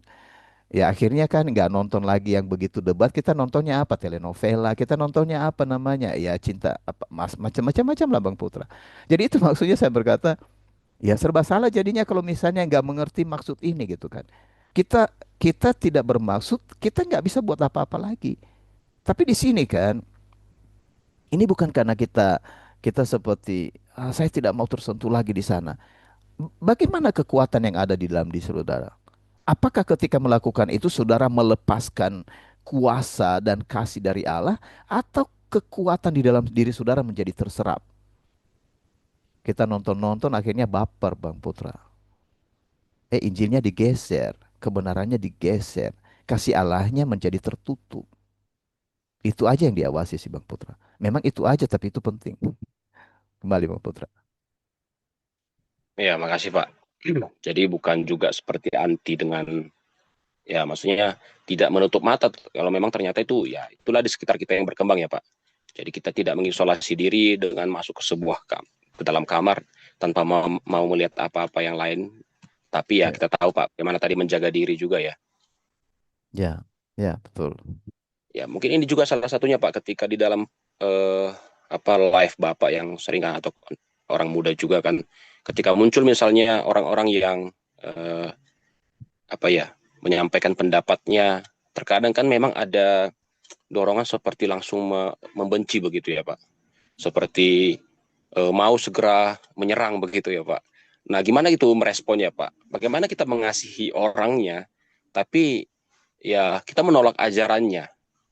Kadang di dalam chat itu juga, di kolom bawah itu seperti kan mau cepat-cepat merespon orang-orang yang menyampaikan apalah banyak hal disampaikan. Kita seperti mau langsung menyerang. Apakah itu boleh-boleh aja atau bagaimana seharusnya merespon Pak? Perintah itu kan Bang Putra, kasihilah sesamamu. Betul ya Bang Putra? Iya, Bukan kasihilah serigalamu. Sayanya berkurang. Bukan. Pak. Jadi kita mengasihi saudara. Perhatikanlah yang mana saudara di sana. Maksudnya perhatikanlah orang yang terbuka.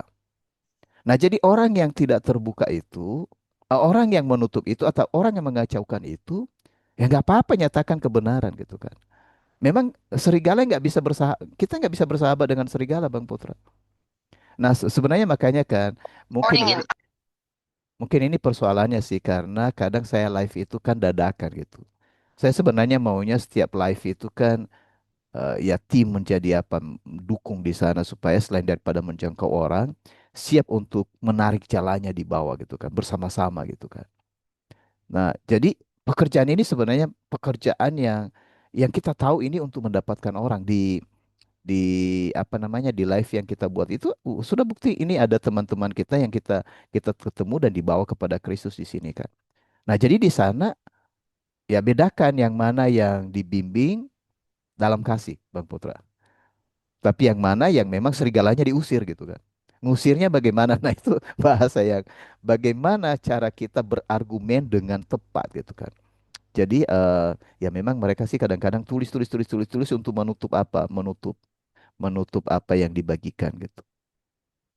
Jadi jangan kasih serigala. Nyatakan apa? Ketegasan di sana. Kembali Bang Putri. Ya, makasih banyak Pak. Nah ini memang saya nggak sadar waktunya sudah jam 8 ya. Iya, iya, iya. Tidak Ya harus sebenarnya. selesai Bang Putra, tidak harus selesai. Jadi kasih Baik Pak. kesempatan yang lain gitu. Iya, sebenarnya masih ada banyak pertanyaan yang mau Ya, disampaikan, tapi mungkin kita langsung saja dulu ya kepada respon dari setiap ya. saudara Oke, oke. di dalam ruang chat.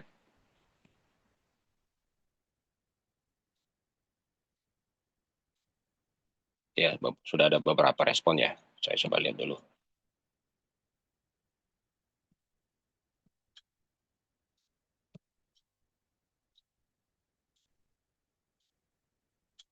Ya dari Kak Yeni dan juga Ibu Murniati ya, ada respon yang disampaikan. Belum ada pertanyaan sih Bang Putra, Ya, belum kelihatan. ada pertanyaan ya Pak. Ya, Ya, bagaimana saudara-saudara ini mungkin sesi kita bisa mendengar sama-sama. Mana tahu ada respon yang mau disampaikan atau pertanyaan dari setiap saudara. Apakah ada yang mau merespon langsung?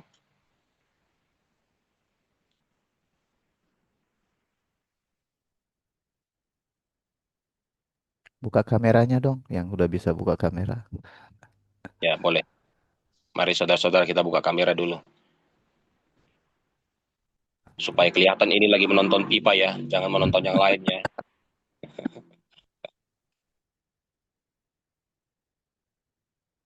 Bagaimana saudara yang lain? Nah, ini sudah mulai muncul wajah-wajahnya. Nah, yang sudah muncul wajahnya, ayo mari bicara. Langsung ditodong ya, Pak. Padahal Ada masih yang... sedikit ini. Oh iya, silakan. Ada yang mau menyampaikan sesuatu?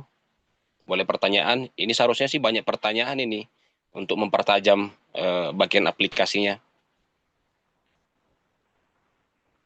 Atau mungkin sudah aman-aman semua ya, tidak tidak terpapar lagi ya ajaran-ajaran lain begitu.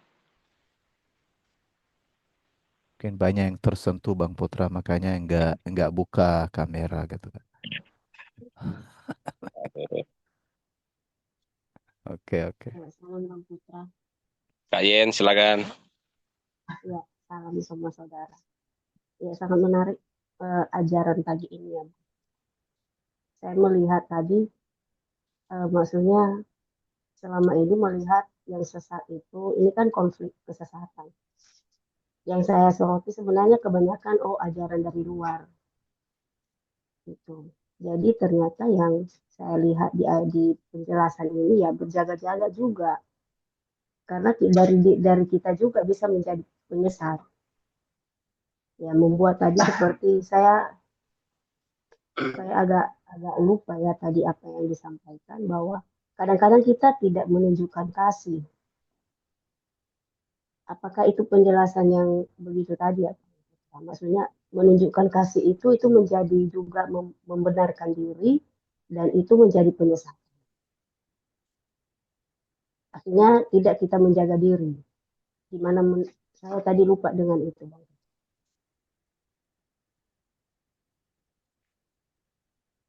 Eh, ya, apakah itu sudah ya? Itu pertanyaan Kak atau perlu ditanggapi Kak?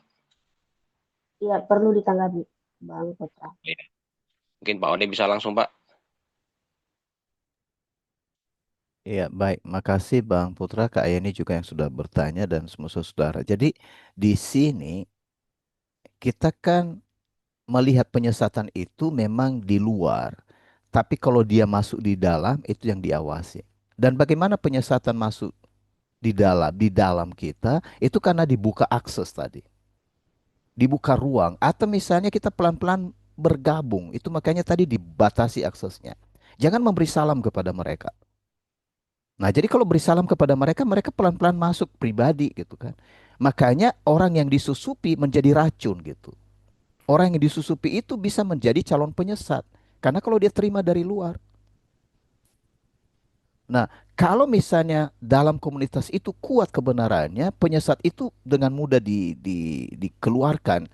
Tetapi kalau misalnya ada bercampur, makanya kan yang dijaga ini, saya sih nggak begitu khawatir kelihatan di kita ya, karena kita sudah punya batasan ajaran Injil itu dengan kuat dari bank Injil itu gitu kan. Kita langsung lihat itu, tetapi ya ya itu tadi ketika ada satu dua orang nanti kita jadi ikut baperan aja. Kenapa orang ini tidak bertahan di antara kita?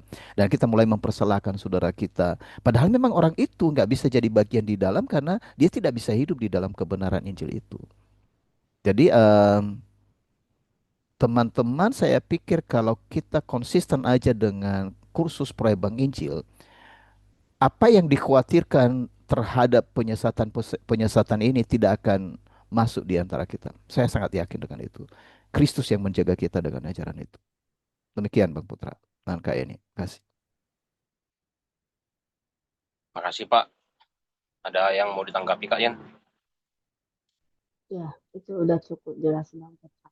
Terima kasih, Pak. Oke, makasih Kak Yen. Ya. Bagaimana dari saudara yang lain? Apakah ada yang mau menanggapi langsung? Saya lihat di ruang chat saya sudah sampaikan eh, ada 2 pertanyaan reflektif ya. Nah, itu bisa dijadikan pedoman lah untuk menyampaikan respon juga. Boleh di ruang chat maupun langsung.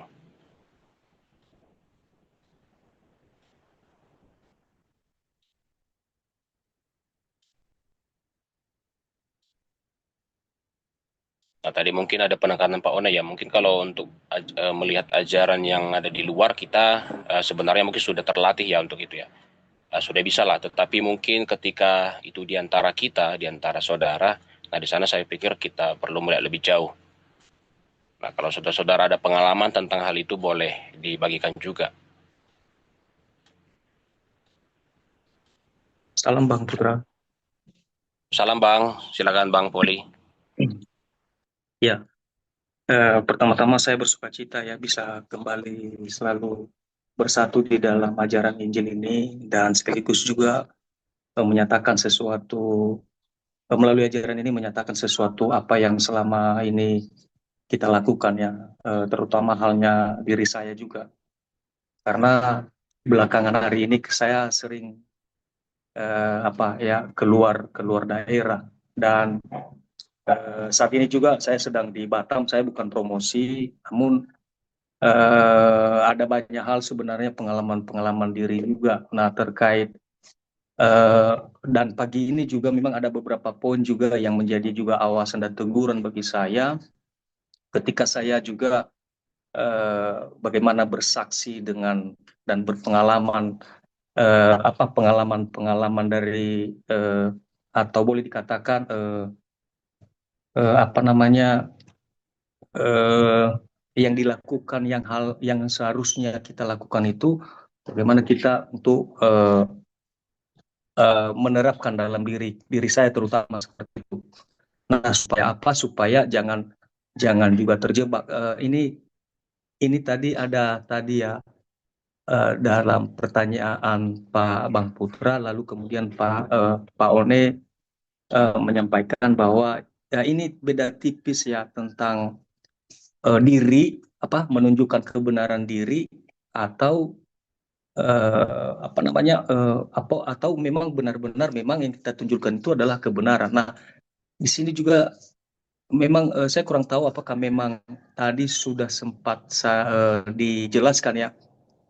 Misalnya dalam keadaan masalah lalu kemudian kita sampaikan ya kebenaran. Nah, apakah itu termasuk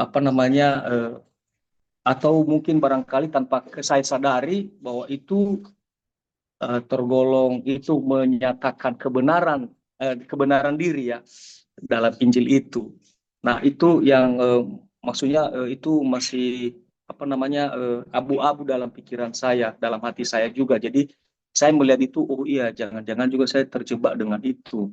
Mungkin barangkali atau mungkin karena emosional aja ya ketika melihat itu. Lalu kemudian ada juga itu Bang Putra, saya juga disadarkan bahwa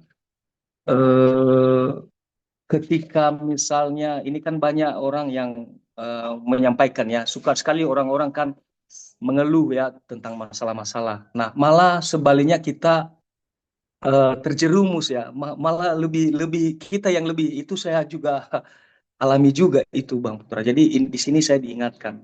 Bahkan pun saya sedang berada di tengah-tengah kawan-kawan di sini kan. Lalu kemudian tadi pas sedang berjalannya tadi penjelasan dari Pak One, tiba-tiba ada kebetulan tadi semalam ada persoalan sedikit, lalu kemudian dia datang mengulang lagi kembali. Di sela-sela saya sedang mendengar Bapak One. Memang sekali-sekali sih saya jawab, tapi saya ditegur oleh itu tadi. Saya ditegur, ya ini jangan beri ruang dengan itu. Nah, akhirnya langsung saya sampaikan tadi sama saudara di sini. Memang dia sedang mendengar juga. Nah, jadi mohon maaf dulu saya tidak fokus dengan masalah itu. Bagaimana kalau saya selesaikan karena ini sumber ini yang saya sedang dengarkan ini adalah sumber penyelesaian dalam segala masalah apa yang kita hadapi. Tapi biarkan dulu saya 1 jam 2 jam ke depan ini dulu fokus dengan ini. Jadi kami diam dengan ini. Jadi itu sih poin yang dan sekaligus juga sebagai renungan bagi diri saya ketika nanti ini diterangkan lebih terang lagi supaya jangan mudah saya terjebak dengan mungkin dengan pengetahuan atau pembenaran dalam kebenaran diri. Nah, itu yang saya ini beda-beda tipis. Jadi tolong ini supaya lebih terang lagi. Itu aja sih Bang Putra. Terima kasih kesempatannya. Salam. Terima kasih Bang Poli. Pak One silakan Pak langsung menanggapi Pak untuk mempertegas itu. Ya, makasih. Makasih Pak Poli atas apa. Ini lagi ada pengalaman khusus ya dan bisa melihat perbandingan ini. Nah, saudara-saudara semua, sebenarnya masalah itu kan ada dua kategori. Satu masalah yang didatangkan dari dalam diri dan kedua masalah yang datang dari luar. Ini aja diawasi. Nah, ini bisa dikembangkan. Ini bisa dibuat apa namanya hubnya lebih luas. Nah, misalnya begini. Kebanyakannya kan pancingannya dari luar. Ada masalah dari luar, menggoda kita, kita sambut, menyatu, menghasilkan dosa. Akhirnya begitu. Itu yang dikatakan oleh Yakobus. Nah, coba kita lihat sebentar Yakobus. Biasa saya tunjukkan itu apa yang kita awasi sebenarnya. Termasuk ini masalah penyesatan atau masalah keinginan diri. Dalam Yakobus pasal 1 ayat mungkin 13 di sana atau berapa ya? Ya, ayat 13. Coba ya, saya baca. Apabila seseorang dicobai, Yakobus 1 ayat 13, janganlah ia berkata pencobaan ini datang dari Allah, sebab Allah tidak dapat dicobai oleh yang jahat dan ia sendiri tidak mencobai siapapun. Tetapi tiap-tiap orang dicobai oleh apa? Keinginannya sendiri karena ia diseret dan dipikat olehnya. Apabila keinginan itu telah dibuahi, ia melahirkan dosa, ayat 15 ya, dan apabila dosa itu sudah matang, ia melahirkan maut. Nah, jadi persoalan yang paling penting dulu teman-teman, mari jaga diri. Itu tadi yang diulang-ulang dengan bahaya penyesatan itu. Karena kalau diri kita terbuka terhadap ajaran yang lain, berarti ini persoalannya sebenarnya karena keinginan kita terbuka untuk itu. Adam dan Hawa, maksudnya Hawa ketika ditawarkan sesuatu dari luar, dia terbuka dengan itu. Dia seperti open mind ya. Oke, saya pikir masuk akal gitu kan. Jadi di sini ketika ada masalah seringkali bermain di hati kita, padahal itu persoalan diri kita, bukan persoalan yang lain. Persoalan diri kita aja gitu. Kitanya yang punya masalah gitu. Jadi perhatikan ini bagi semua teman-teman, kalau mau hidup dengan tidak terjebak dengan mempersalahkan orang lain, mempersalahkan yang lain, coba lihat diri saudara dulu bagaimana gitu kan. Nggak usah dulu menjadi penasehat gitu. Karena yang menasehati seseorang itu adalah Roh Kudus gitu. Ini untuk semua ya, bukan hanya untuk Pak Poli. Ini untuk pertama-tama kita kita memperhatikan dulu apa yang sedang ada dalam diri kita ini. Kita kategorikan ini mungkin kelemahan. Kelemahan itu berhubungan dengan apa? Daging. Nah, jadi saya explore sehubungan dengan masalah dari dalam. Jadi daging itu Yesus berkata, roh penurut tetapi daging lemah. Ini berarti masalahnya kita lagi hidup dalam daging gitu. Seringkali kita menjadi pembelaan itu kan saya masih manusia biasa, Pak. Saya kan belum sempurna. Jadi ketika mulai ada masalah kita malah menaikkan daging kita. Nah, kalau udah terjadi ini saudara, berawas-awaslah. Ini sangat berbahaya. Jadi, apakah ini sudah masuk penyesatan? Mungkin itu pertanyaannya. Apakah daging ini penyesatan? Apakah masalah kelemahan saya ini penyesatan? Seluruh saudara, iya, kita sesat sendiri gitu kan. Makanya nasihatnya adalah kata kitab suci itu sederhana. Jadilah kuat gitu. Jadilah kuat. Jadi kalau Anda tidak sendiri kuat, jangan tunggu orang lain menguatkan saudara. Jadilah kuat. Dan supaya jadi kuat, sadarlah. Makanya sadarlah dan berjaga-jagalah. Itu bagian kelemahan di dalam itu. Nah, bagian yang keluar. Bagaimana dengan yang keluar? Memang yang dari luar ini kan itu iblis, orang lain, manusia sesama. Ini masalah Adam. Kalau tadi masalah Hawa kan. Masalah Adam itu siapa? Allah berfirman kepadanya, karena engkau mendengarkan istrimu. Istrinya mendengarkan iblis. Adam mendengarkan istrinya. Ya sama aja kualitasnya. Mendengar manusia, mendengar diri sendiri juga kan itu sama gitu. Nah, jadi di sana persoalannya, saudara-saudara. Nah, berkaitan dengan tema kita pagi hari ini kan yang menjadi fokus ini hati-hati dengan antikris. Kebanyakan kan ini kita langsung soroti orang gitu. Padahal antikris itu adalah bentuk pengajaran yang menolak bahwa Kristus adalah manusia. Maksudnya bahwa dia hidup sama seperti kita. Artinya dia tidak hanya menebus dosa kita, tapi dia sudah menunjukkan pola hidup. Perhatikan, dia sudah menunjukkan pola hidup yang kita bisa teladani. Jadi kita nggak ada pertanyaan, saya nggak bisa itu. Yesus berkata, aku sudah menunjukkannya. Kristus tidak pernah salah. Kita mengikut Kristus masih salah-salah. Itu tidak ada masalah. Yang masalahnya kita tidak ikut Kristus.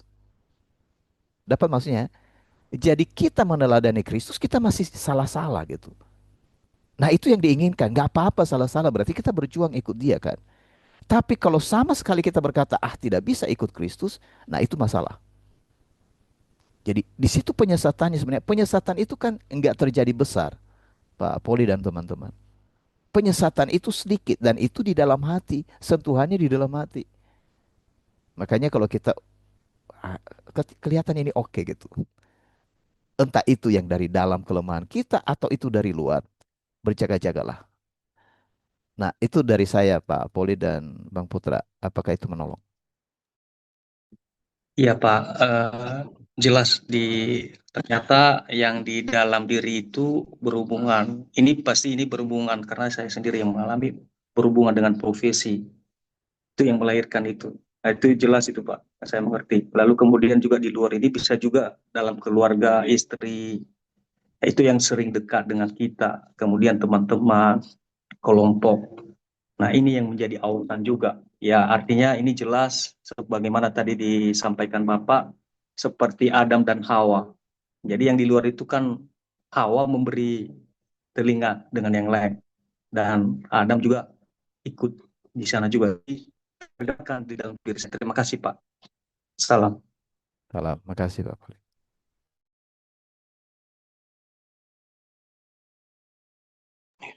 Makasih Bang Poli atas responnya. Ya, baik saudara-saudara, di dalam ruang chat saya lihat juga belum ada ya respon, dan kita sudah mungkin masuk ke bagian akhir ya. Sudah agak jauh jamnya juga ya. Apa-apa Ya Bang mungkin, Putra akhir tahun. oh iya, iya Pak ya. Besok mungkin sudah pada libur juga ini semua, nggak apa-apa lah ya. Oke, ya. Ya mungkin kita kasih kesempatan terakhir kalau masih ada, sebelum nanti mungkin Pak One bisa menyampaikan beberapa poin penting sebagai kesimpulannya. Ada saudara-saudara?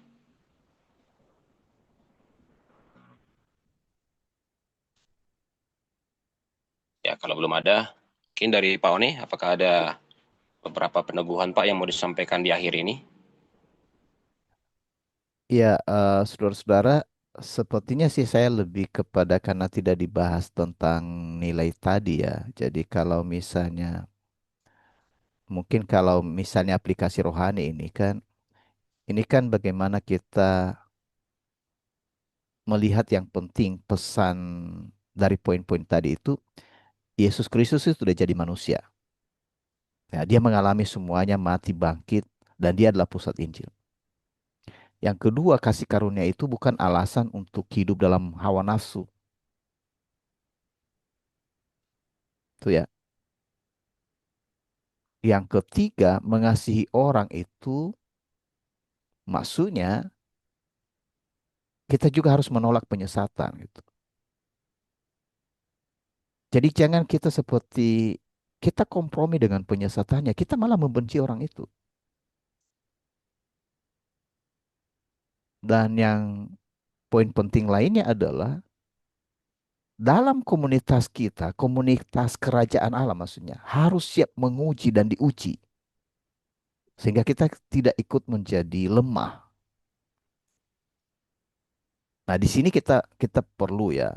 Jadi kalau misalnya saya fokus ke bagian nilai kerajaannya, nilai yang paling menentukan kesehatan dalam sebuah komunitas bukan hanya sekedar ramah dan kompak. Perhatikan ini saudara-saudara, ini penyakit yang dari gereja-gereja. Mereka seperti mengutamakan ramah dan kompak. Mengapa ada kelompok sel? Jadi istilah sel dan besar supaya maksudnya kita kompak di sana. Yang dimaksud di sana adalah kesediaan untuk tunduk bersama kepada Kristus.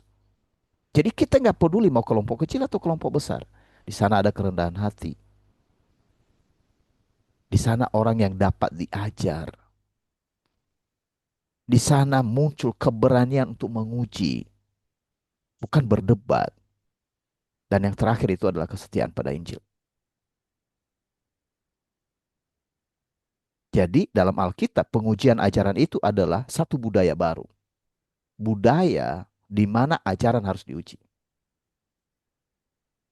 Sedangkan dalam gereja, komunitas sehat itu menempatkan firman. Jadi kadang-kadang firman itu ditempatkan di bawah figur gitu. Ada orang yang hebat, itu malah dijadikan budaya melihat siapa yang disukai. Makanya di antara kita saudara-saudara, harap-harap tidak ada di antara saudara seperti menyukai, oh saya lebih suka kalau Pak siapa yang nampil, saya lebih suka mendengar itu. Karena kualitas semua di antara kita sama, karena ajaran Injil. Dalam dunia, yang seringkali itu idola gitu. Idolanya dibela. Nah, jadi kita bukan membela siapa-siapa. Perhatikan ajaran Injil. Demikian Bang Putra. Makasih. Ya, terima kasih Pak untuk beberapa tutorial penting ya yang tadi sudah disampaikan, yang bisa kita lihat bersama-sama. Dan sebagai aplikasi praktis ya, yang bisa kita terapkan bersama-sama dalam 1 minggu ini, saya coba buat di ruang chat.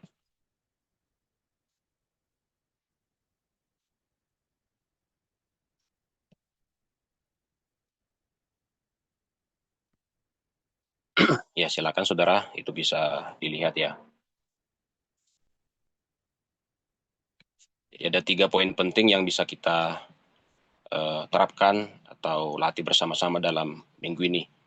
Yang pertama itu detox konten rohani. Jadi kita seperti menguji kembali konten-konten yang sering kita lihat atau konsumsi biasanya. Apakah itu memang sesuai dengan kebenaran Injil atau berbeda. Dan ya perlu untuk mengambil keputusan bijak. Mana yang harus saya hentikan, mana yang perlu dilanjutkan, dan seterusnya. Nah, kemudian yang kedua, jikalau saudara pernah membagikan gitu ya, like, komen, subscribe, dan seterusnya, nah selama seminggu ini coba melihat kembali apa yang biasa saudara bagikan di dalam story, status, dan konten media sosial lainnya. Apakah itu selaras dengan Injil Kristus? Apakah menolong orang semakin mengenal Kristus atau sebaliknya? Nah, jika itu tidak sesuai, nah ambil langkah yang langsung, lebih baik tidak membagikan itu. Dan yang ketiga, bangun diri di atas iman yang paling suci. Nah, sisihkan waktu khusus untuk membaca ulang 2 Yohanes dan Yudas tadi yang sudah kita bahas bersama. Tadi sudah disampaikan sebenarnya ajaran ini, tetapi ketika kita bisa meluangkan waktu sendiri untuk mencatat kembali, mengulangi kembali, nanti juga konten YouTube-nya juga bisa disaksikan langsung ya di dalam channelnya Pak One. Ada siaran ulang juga di sana. Nah, kita coba mendengarkan kembali nanti dan mencatat hal-hal yang penting bagi kita. Nah, itu 3 bagian latihan yang bisa kita lakukan di dalam seminggu ini. Nah, sekalipun itu tidak dinilai ya, tidak ada maksudnya dilihat kembali minggu depan dan seterusnya, ya itu mungkin latihan bagi diri kita sendiri lah. Dan boleh membagikan kepada saudara yang lain ketika kita mendapatkan sesuatu. Ya, mungkin demikian untuk penjelasan pagi ini. Selanjutnya kita masuk dalam perjamuan. Ini kita bagi langsung ke dalam breakout rooms ya Pak. Baik Bang Putra dan teman-teman, saya langsung buat breakout rooms-nya seperti biasa.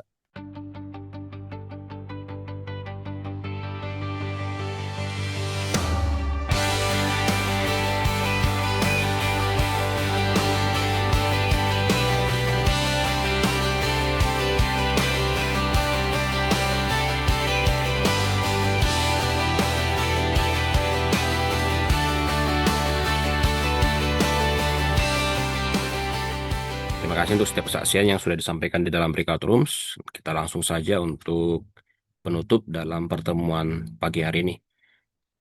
Mungkin Pak One langsung bisa menyampaikan penutup sekaligus doa pengutusannya Pak. Oh ya, nggak ada pengumuman ya Bang Putra. Oh ya, orang muda ya Apa? Kak Yen. Boleh Kak Yen, silakan. Ya, nanti malam kita pertemuan orang muda ya, Bapak Ibu. Topik malam ini pahlawan iman. Nanti narasumbernya Kak Ica.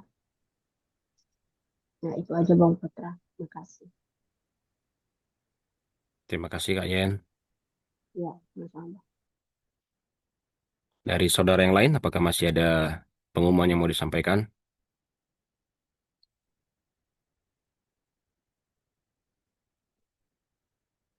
Kalau tidak, mungkin langsung kepada Pak One, Pak.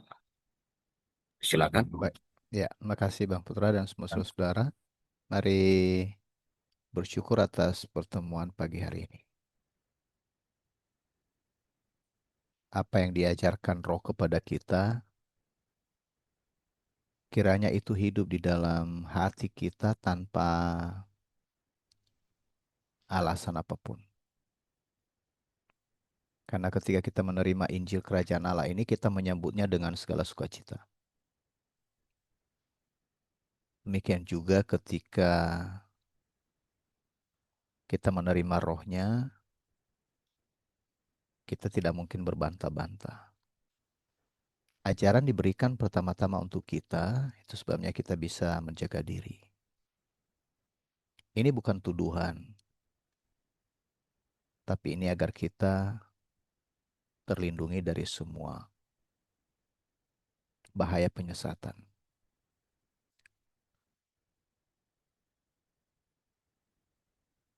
Pagi hari ini kita diajarkan agar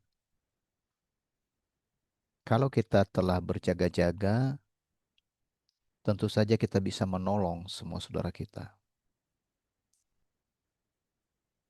Mari perhatikan bahwa ada banyak orang yang baru,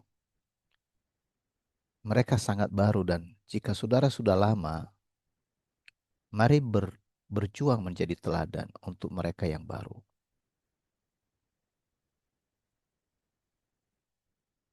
Jadi mari hidup di dalam Injil dan Roh bukan karena tren rohani.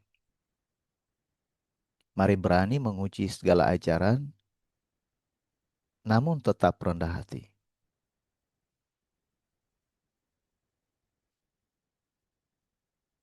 Mari menjaga pintu yang penuh kasih di dalam tubuh Kristus, yaitu rumah Allah. Saudara-saudara, pergilah sebagai abdi-abdi Kristus yang tinggal di dalam Kristus dan ajarannya di dalam saudara-saudara dengan penuh kasih dan kuasa. Dijaga oleh penyertaannya selama-lamanya, agar banyak orang yang ditarik keluar dari api penyesatan kepada Injil terang kerajaan Allah. Bagi kemuliaan Allah kita dalam nama Yesus. Amin. Kembali. Salam semuanya. Makasih Bang Putra, makasih untuk semua saudara. Ya, salam terima kasih Pak One, Bang Putra, dan saudara semua. Ya, makasih Pak Eko, Pak One, dan semua saudara. Makasih. Makasih Bang. One, Putra. Salam Pak. Semua saudara. Makasih Bang Putra, Pak One. Salam semua saudara. Iya, makasih Pak Putra dan Pak One dan saudara semua. Selamat pagi semua buat kita. Salam sejahtera. Oke, salam. Terima kasih juga Pak One, Bang Putra, dan semua saudara. Salam semua saudara. Salam Nia.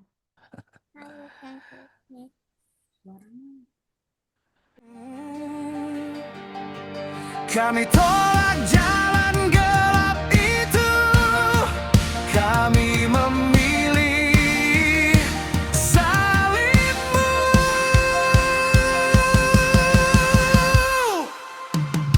Kami berdiri dalam iman yang sekali Kau berikan, tetap tinggal dalam ajaran.